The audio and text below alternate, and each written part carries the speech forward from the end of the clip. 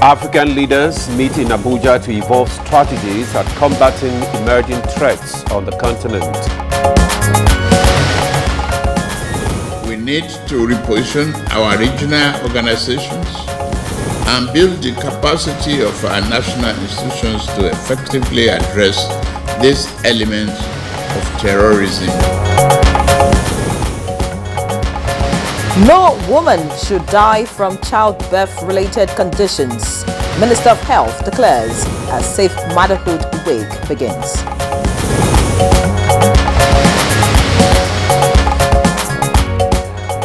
Minister of Education monitors UTME in Abuja. His sixth entry year into higher institution remains 18. And on Good Morning Nigeria today, we shall focus on addressing rising insecurity in Plateau and Kaduna states.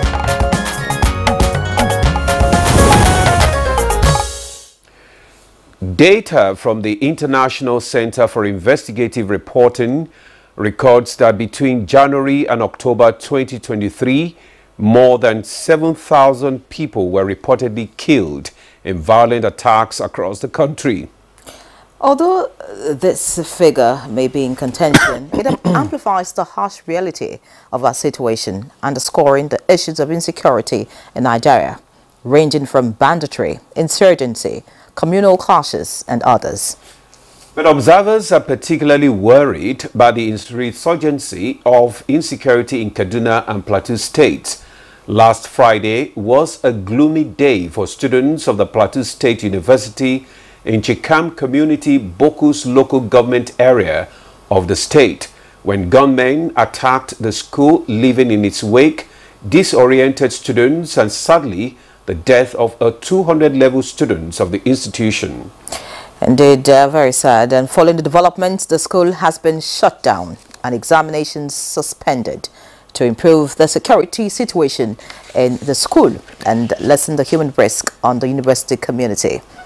In another development, gunmen attacked Tilangpat Poshit community in Mangu local government area of the state and reportedly killed 12 persons, leaving several persons injured and homeless.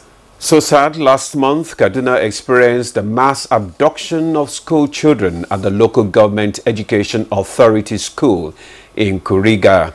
Though they were later rescued, it sparked outrage and raised a lot of questions. And just last week, suspected bandits invaded Kakangi Birinigwari.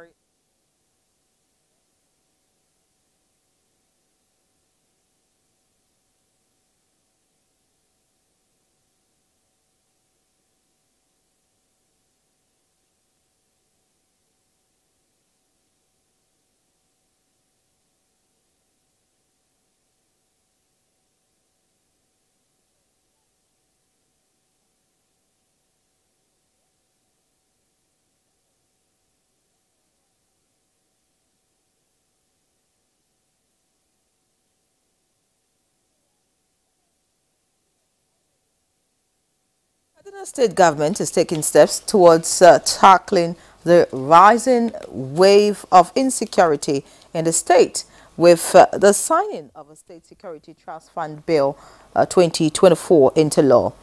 Both state governments are obviously not leaving anything to chance, but they have cited poverty and unemployment as one of the major driving forces behind the multifaceted insecurity challenge. Well, while some may disagree with their conclusions, others are worried that if the issue of insecurity is not tackled soon enough, more developmental tragedies might be imminent. Perhaps the National Dialogue of State Policing and the ongoing counter-terrorism summit will address such concerns. So, on Good Morning Nigeria today, we shall examine addressing rising insecurity in Plateau and Kaduna states. I am Ademola Adeoye. Thanks for joining us. And I'm Henry John. It's a pleasure to have you join us for the second edition of the week. We're live right here on the network service of the NTA, and it is in our studios in Abuja. And just to remind you not to miss the newspaper review, because Chukwudi Okolo-Gbaja will be right here with us. All right, but let's get started now. And the morning news takes the lead. Zenret Dingbom is our guide. Good morning, Zenret. Good morning, Yeri Demola. Thanks for joining us on the news.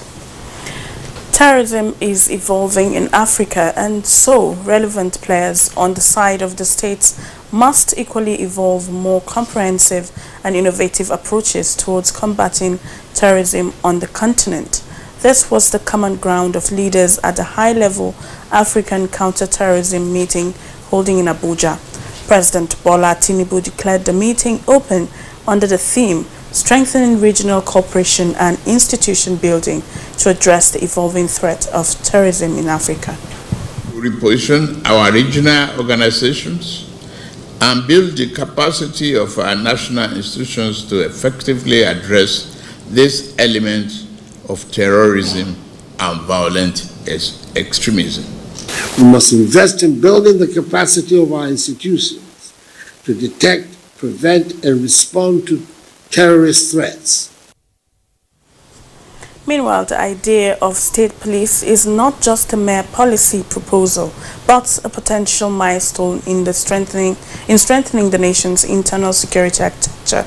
Vice President Kashim Shettima stated this when he declared open a one-day national dialogue on state policing with the theme Pathways to Peace, Reimaging Policing in Nigeria, held in Abuja. Only enhances the capacity of our police force, but also strengthens the bonds of trust between law enforcement and the public.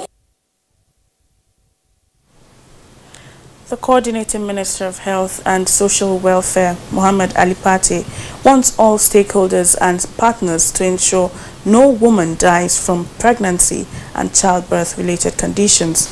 The minister, who stated this at the press briefing to mark the beginning of Safe Motherhood Week in Nigeria, stressed the need for every newborn to be protected and assisted to thrive into healthy childhood. Those services over time per year, at least 6 million newborn births. That's an aspiration. We are not there yet, but that's on an annual basis what we should be aiming for. And the Minister of Education, Professor Tahir Mamman, has warned parents against rushing their children and wards into tertiary institutions before the age of maturity, insisting that the entry year remains 18. He stated this while monitoring the ongoing Unified Tertiary Matriculation Examination in Abuja. Migrate from a controlled to an uncontrolled environment where they are in charge of their own affairs. So if they are too young, I think they won't be able to manage properly. And that's account for some of the problems we are seeing in the universities. The Federal Competition and Consumer Protection Commission, FCCPC, has summoned the management of Chinese Royal Choice Estate to investigate possible violation of consumer rights and alleged denial of Nigerians' entry into the facility. It's the D-Day time for her to appear. This notice is here.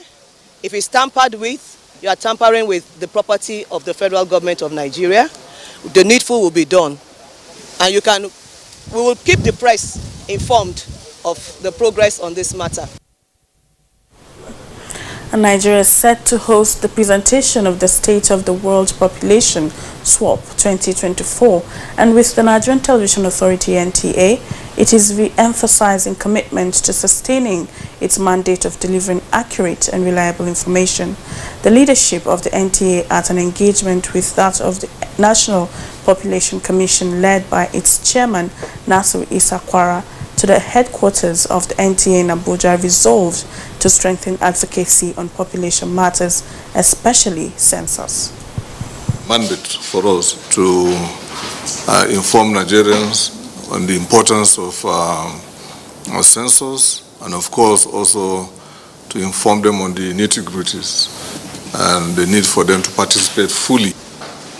We want to make sure that all characteristics of the population is captured. That concludes the news this morning. Yeri and Ademola will be back for the rest of the program after this break.